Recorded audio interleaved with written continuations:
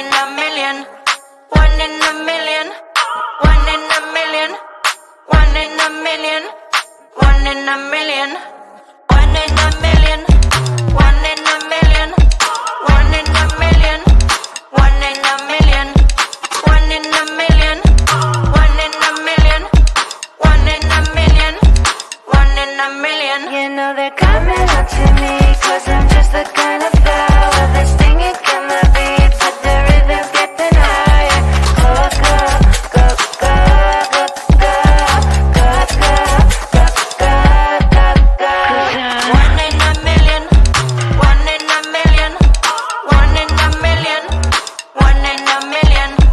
One in a million. One in a million. One in a million. One in a million.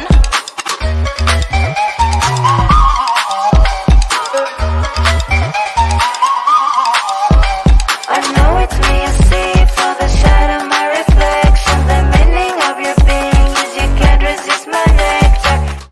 You've tuned into What's in Your Closet, presented by Sizewise Closet Coach. It's our bi-monthly online meetup where your closet intersects with style, sustainability, and technology. Have you ever looked in your full closet and said you had nothing to wear? Do you cringe at the thought of shopping? How about finding the right size? Guess what? You're not alone. You can make your wardrobe align perfectly with your lifestyle and values with our virtual closet audit services. You'll always have something to wear. If you're looking to revamp, declutter, or spice up your closet, you've come to the right place. Our chats are about style, sustainability, and confidence. Get comfy, grab your favorite beverage, and let's figure out how to create a wardrobe that works for you. Let the transformation begin.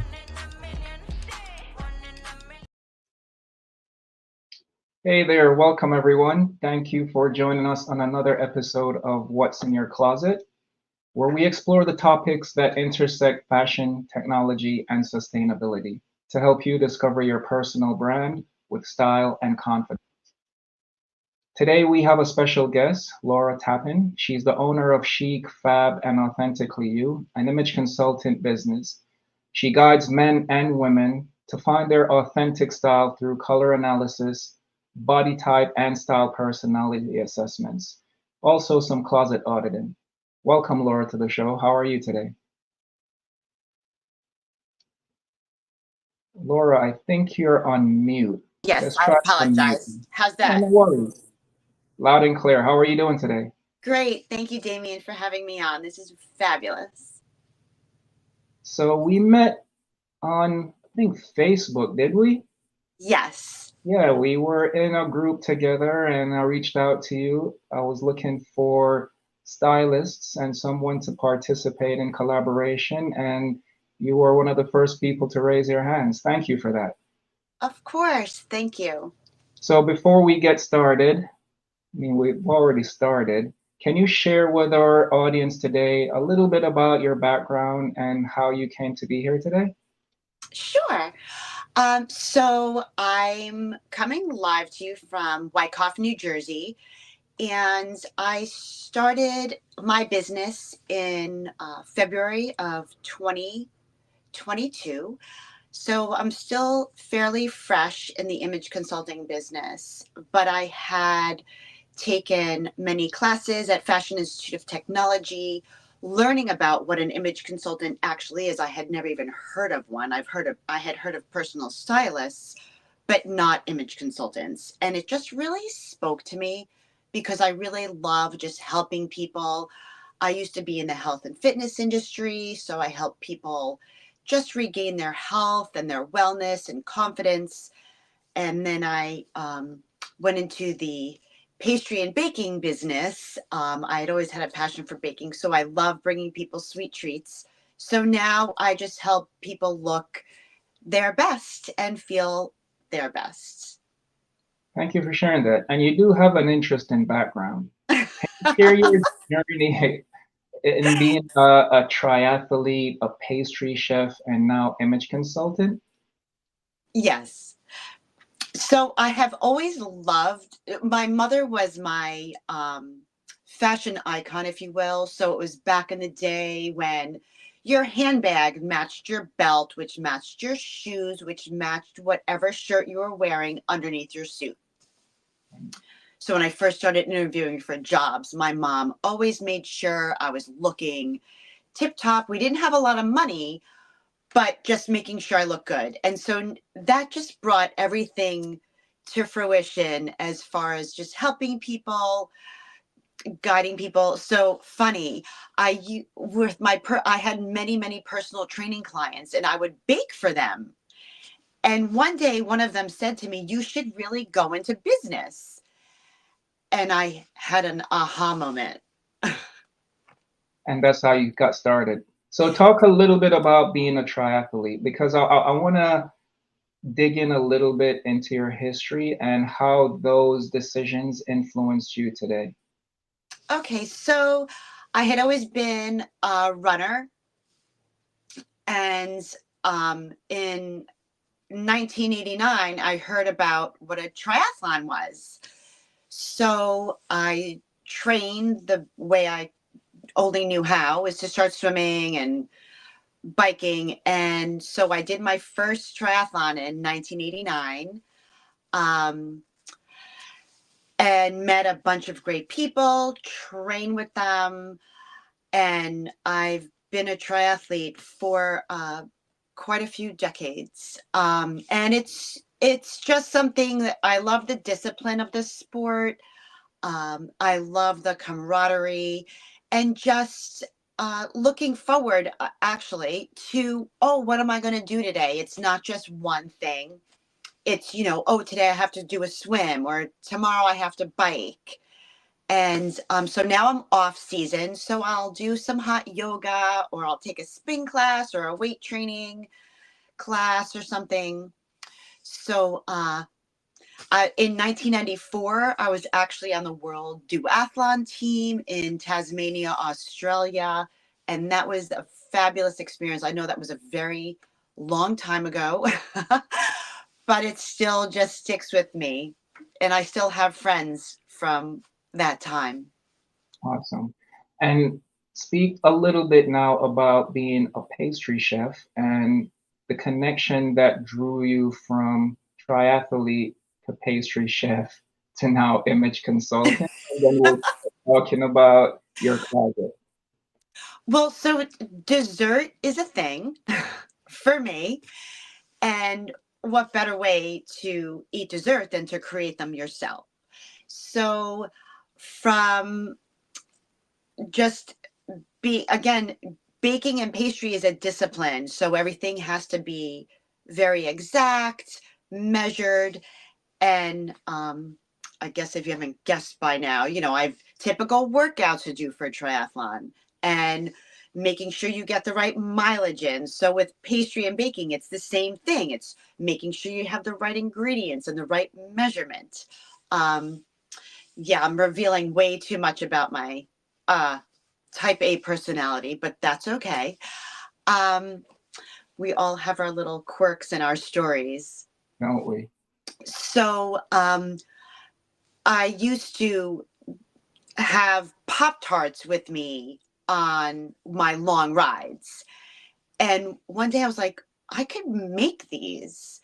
So I started just making my own Pop-Tarts. Nice. And are you still in business making treats, or is this a pastime? So I did have my own business for a while of doing pastry and baking. And I didn't do so much decorative things. It was more like I would do a spiced brownie cupcake with like a vanilla bean buttercream. So I did like home baked good things, but with a twist. Awesome. I'd love to check out some of your portfolio work on what you used to bake. So let's dig into what you're currently up to. I see that you are sitting in your closet, and I am sitting in my closet. I love my closet. listen, I think anyone watching would love your closet too. It's super clean, it's organized, you have the colors in one section. Thank you for being brave enough to share that with us. Of course. In our research, or in speaking to you, I found that not only an image consultant, but you specialize in color analysis. Can you Yes. share a little bit about that and how you can transform someone's wardrobe choices by helping them find the right color that suits them? Absolutely. As we all know, we all have colors that we tend to gravitate to. So, with a color analysis, I determine an undertone. You either have a warm or a cool undertone. And so I'm sure everybody's seeing the latest trend on TikTok and Instagram, but actually, color analysis has been around for decades, many, many, many years. I remember my mother getting it done in the 70s, and she even bought a car in the color palette that was true to her. It was a burgundy Toyota Camry. Anyway, so what a color analysis does is you determine your undertone, and then I determine what season you are. So spring and autumn are your warmer seasons, your warmer undertone, and winter and summer are your cooler seasons. So when you have a cooler undertone, think bright blues, ice blue, bright greens. When you have a warmer undertone, think about the colors of fire, of sunshine, yellows, oranges, browns, reds with a yellow hue. Then from there, after I determine the season, I then determine the intensity. So the intensity would be a pure color, tinted, toned, or shaded. So I use something called a 4x4 color system that I was trained in with a woman named Fariel, and that's where I got my image consulting certification from as well. Thank you for sharing that. So, for someone not versed in the language or the lingo of what you just shared, can you explain how can someone identify if they're a cool or warm undertone? Okay, so when I do that, I'll drape them with a silver drape and then with a gold drape. And so the gold drape, say you're a warm undertone, a gold drape is going to bring out the sparkle in your eyes, make you look, your skin look a little smoother. But if you're a warm undertone and I drape you with a cool drape, with the silver drape, you're going to look, your skin will look dull. You're going to look just paler and not well. And so the opposite side of that is if you're a cool undertone. So I am a pure winter. So I'm a cool undertone.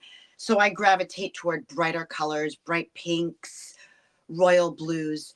So if I get draped in a gold drape, the shadows under my eyes are so much more pronounced. My skin doesn't look clear. But with a cool drape, with a silver drape, eyes sparkle, your lips look rosier, and it's just such a bigger difference. So people, what I've found is that they sort of naturally will gravitate toward the colors that look best on them. Although there is definitely like a one off at times, like say you're in your closet and you have a shirt, you bought it, you loved it in the store, you get it home, you put it on, and you're like, this looks awful on me.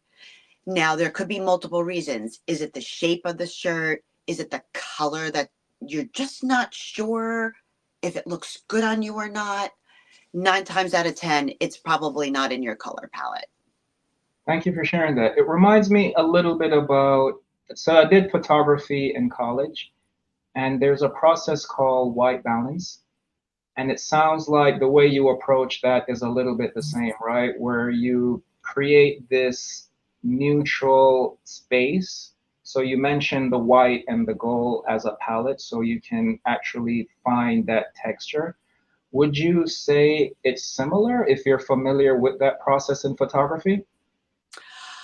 So, Damien, I'm not truly familiar with that process, but I do know. So, I don't know if this is sort of like what you were just discussing. So, say you have a ring light and you put a warm light on and you use it and it just doesn't look well. And then you could put the brighter light on, and that's a blue undertone. So even on a ring light, I'm not that sure with photography if they're, I guess you can use a setting that would bring out a cooler or a warmer light. There are settings for that, absolutely. So here's where I would like to tap into just a little bit more on color analysis and warm and cool tones, just for the viewers and your audience. If someone is on, let's say, a Zoom call, do you have any tips or suggestions on how they can show up? First, helping them define if they're warm or cool, and how can they adjust their light? And now that you mentioned a ring light, to show up for maybe a job interview or just professionally online. So my suggestion would be first to, if you can even just at home, take something that might be yellow or, and then take something that's maybe white, a pure white, and just play with it with your tone and see which looks best on you. If the yellow looks better on you for a job interview, I would suggest, say you're going to use like an ivory or a cream shirt, which will be a warmer white.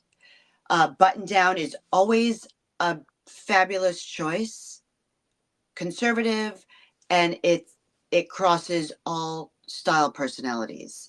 If you find that the white brightens you up, wear a white button down or a white shirt, and that will really help you look your best. And along with using your lighting, adjust your lighting so that it adheres to your natural skin tone. And again, if you're a man, see about how your shadows are. And women can use makeup, of course, to hide any flaws. But again, adjust your makeup so that it's not too jarring, or that if it's too light. Okay. So I'm a first time client. I'm coming to Laura. How do you help me find my authentic style through your consulting process? Well, first we would do your color analysis to determine your color palette. And with that, you would then get a digital guide which explains your season, if you're tinted, toned, or shaded, or pure. I then do a style personality assessment, which is one of my favorite things to do. So what a style personality assessment does is it's similar to an Enneagram, which you determine if you're extrovert, introvert, judgmental, perceptive.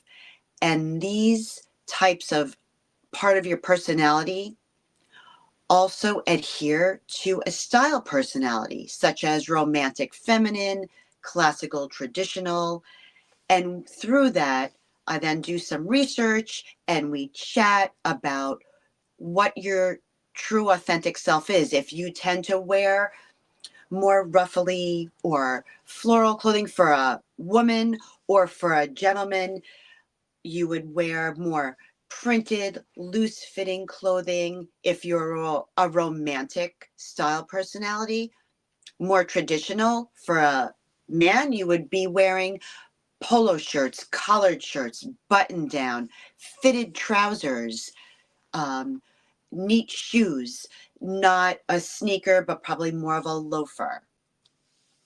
And then we would also do a body type assessment to determine what your body type is and what fit and fabrics would go well with your body type. For suiting, do you need a narrower leg? Do you need a wider leg? For denim, the same thing applies. So it sounds like you go a little bit beyond styling and you're almost a therapist in helping them identify their personality, right? Oh my goodness. That's yes. And it's also what I've found in the past few years is that going into someone's closet is it's very personal and borderline invasive until you establish that relationship. I do a client questionnaire and I sit with them and we go through the questionnaire and just establish a rapport. Because going into someone's closet is, not everybody's thrilled with the way their closet looks. Absolutely. What are some of the most common mistakes people make, especially in their closets? Like what are people buying? What are they keeping that they shouldn't keep? Give us some hints on what you're seeing most often. Okay, so most often I see dry cleaner bags still on your clothes. Take those dry cleaner bags off. Not having your closet in color order. Not only does that make it easier to get dressed when you're planning on wearing a pair of pants. Oh, I want to wear a white shirt with that. Well, instead of digging through all your shirts to find the perfect white shirt that you love, keep things in color order. Some things I do find is that people hold on to items that they're going to fit into one day. So one day may come or it may not come. And how long have you had those items in your closet? And going into a closet that has pieces that no longer adhere to your style, your body type, brings sadness and it's not so happy to walk into a closet where you're like, oh, there are those jeans again that haven't fit me for 6 years, but one day I'm going to fit into them. No, get a pair of jeans that fit you and be happy with how you look. You're going to feel 1,000 times better. My next thing that I've noticed is people save their special occasion wear for a special occasion. Okay, so special occasions come few and far between. And now I'm not talking about gowns and things like that. I'm talking about like your dressier shoes. Or I tend to wear sequins and sneakers because why not? I'm not saving my sequins for a special occasion because that's hella not coming. So you reusing the items in your closet, dressing down a dressier dress or wearing it a different way uses things that you love. And so that's what I help people with as well. Now, I know you're a specialist in helping folks identify their color, their body type. You go through this full body assessment. How can you help people elevate their style using the clothes that they already own? Oh, this is my favorite. So by creating new outfits from your closet, there's just such a huge aha moment. So the other day I had a client, she's a corporate executive, busy mom of 3 boys under the age of 5. And she was wearing the same things over and over and over. Went in, I said, so have you ever worn this shirt with those pants? And she said, no, I would have never thought of that. Put this on. She put it on. She's like, this is magical. I'm like, well, not so magical, but we just shopped your closet. So by recreating outfits with what you already have is a game changer. It saves money. It saves time. You can coordinate these outfits in your closet for the week. We made enough outfits for her for 8 days of work. And now she's texting me. She's like, oh, I wore the blue plaid blazer with the blue and black shirt and navy pants, and I got so many compliments. Nice. And it also help you think a little bit out of the box. I encourage my clients to do that as well when rethinking new outfits, like not being matchy or using textures and tones. Like you can be a monochromatic navy blue outfit, but maybe you do for a man, like, so maybe you do a navy blue wool cashmere sweater, and then you have a pair of dark denim. So now you're playing with textures and tones, yet you're professional and you're monochromatic, and a monochromatic look is timeless. Absolutely. And I think the thing that I'm hearing a lot as well is this separation between personal brand and personal style. What role does personal brand play in the selection and advice you provide to your clients? Well, so your personal brand truly is your image. And it's, I personally think it's seamless as far as how you want to be perceived. What role do you play in your present, either your employment or your lifestyle? And how do you want to elevate that role? And how do you want to have your personal brand? So, my suggestion to my clients for wanting to elevate their personal brand is, one thing is, think about a signature style or a signature color that you love and make that part of your personal brand. Now, what you just said rings true to me as well. I do believe that they're synonymous, but how would you help a client identify the line between personal style and personal brand? Like, what is your definition of a personal brand and how can someone achieve it? Can they use only accessories to create a personal brand? Could it just be colors or could it just be, the footwear they choose to wear? How can someone start by identifying how they show up in their own personal brand and being comfortable about it? So, your personal brand, so let me digress. So, a personal style, you can really delve more into your style personality. But if you're looking to elevate your personal brand, you might have to distinguish a little bit of your less style personality and what your personal brand means to you. So yes, it can be an accessory, it can be a color, it can be a style.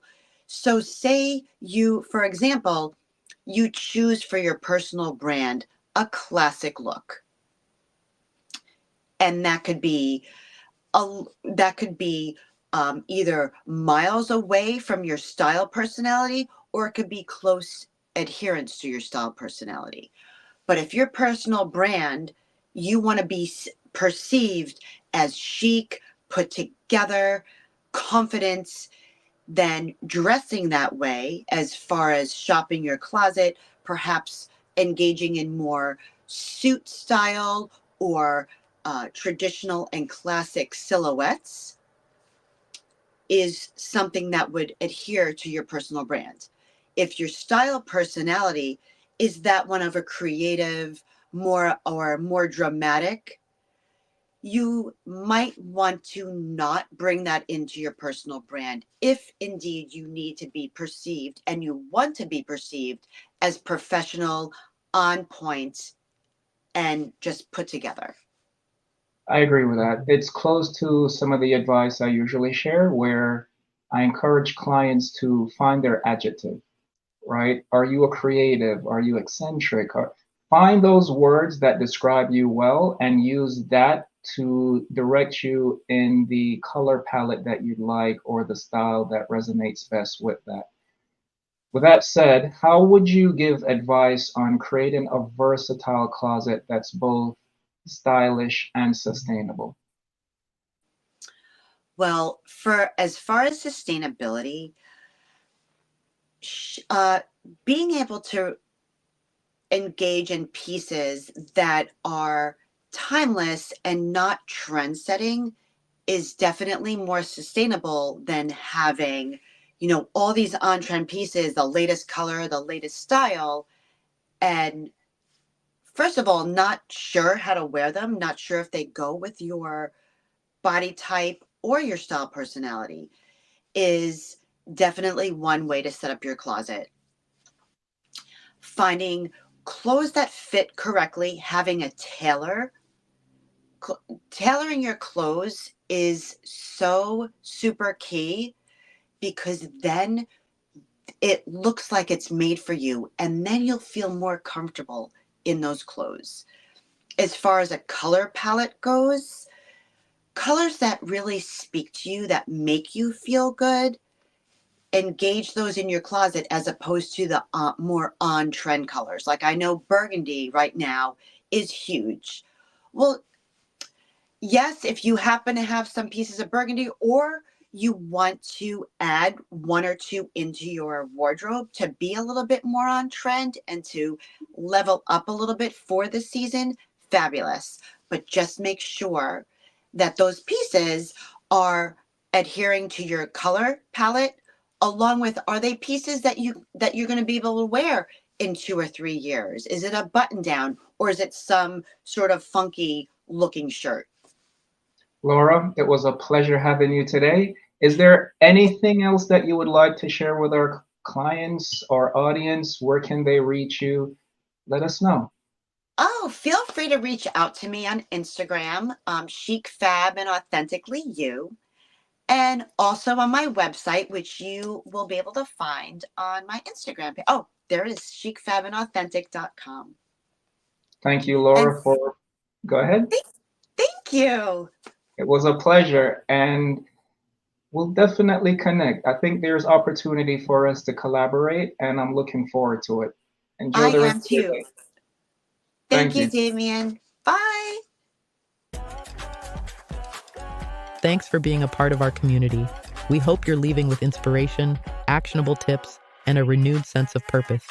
Keep in mind, we do this twice a month, and we'd love to see you again. If you enjoyed today's chat, please share and follow us to stay updated on all our future sessions. Until next time, keep styling, keep smiling, and remember, your closet is a canvas and you are the artist.